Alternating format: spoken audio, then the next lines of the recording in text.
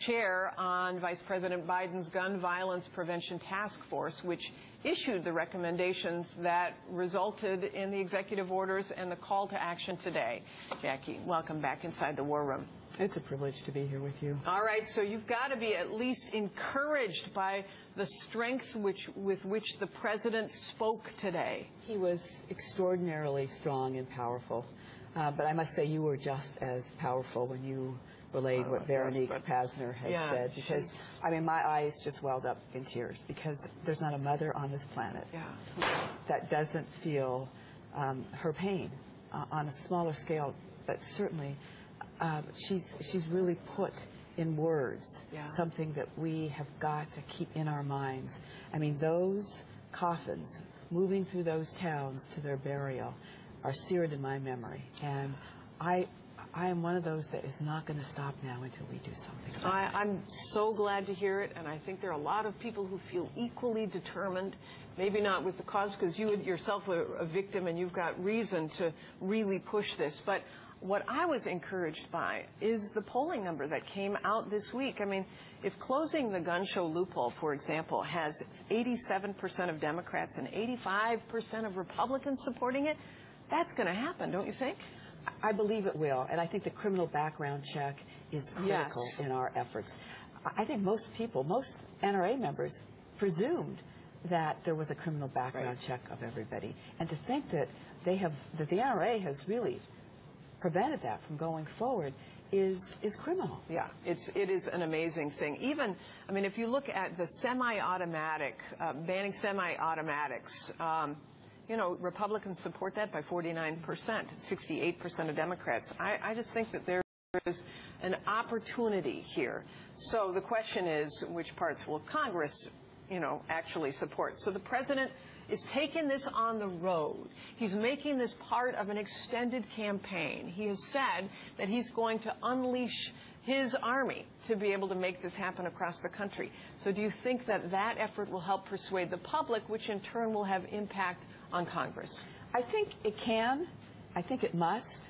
I think his powerful statement when he said that the American people must demand it or it won't happen. His reference to Congress members being more interested in getting an A grade from the NRA. Right, come here, girl. than actually, you know, doing what's right and protecting one life. I mean, I really feel that we collectively, as members of Congress, have blood on our hands if we do not do the right thing here. And we can and we must.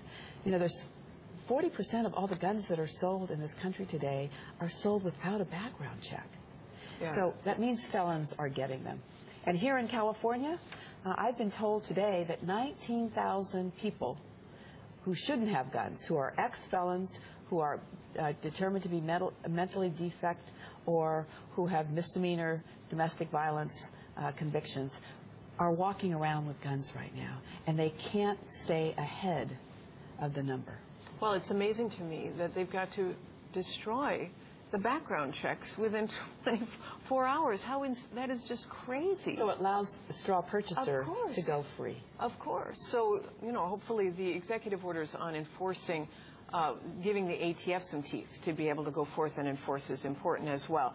Now, on the other side, to be fair to the sort of moderate and conservative Democrats who have been, you know, who are part of a culture, a heritage in states where hunting is so very important. I mean, I say this from Michigan, right? I'm wondering if you have a sense of how big a challenge it's going to be for those conservative Democrats. For example, the Joe Manchins, the Mary Landrieux, the Joe Donnellys, who were just elected in the Senate. This has got to start in the Senate, right? And then come over to the House. How hard will it be to persuade them now? I don't think it's going to be an easy vote for them by any means. But the assault weapon ban has passed in this country before. It was in place for 10 years nationally. It's been in place in California now for, 30 years, close to 30 years. And, people still shoot deer and elk and you don't need an assault weapon.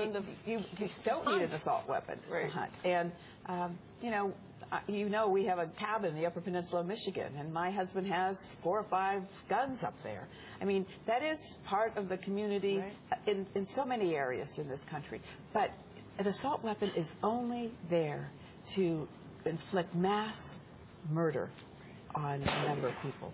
Right. And, the irony is that you cannot end up, you can't say enough that this is not about taking away your guns. This is not about taking away your ability to hunt. This is not about taking away your culture and your part of your heritage. This is about reasonable, common sense restrictions. And if you need an assault rifle to shoot a deer, then maybe you're not such a great hunter to begin with. But that's a whole other thing.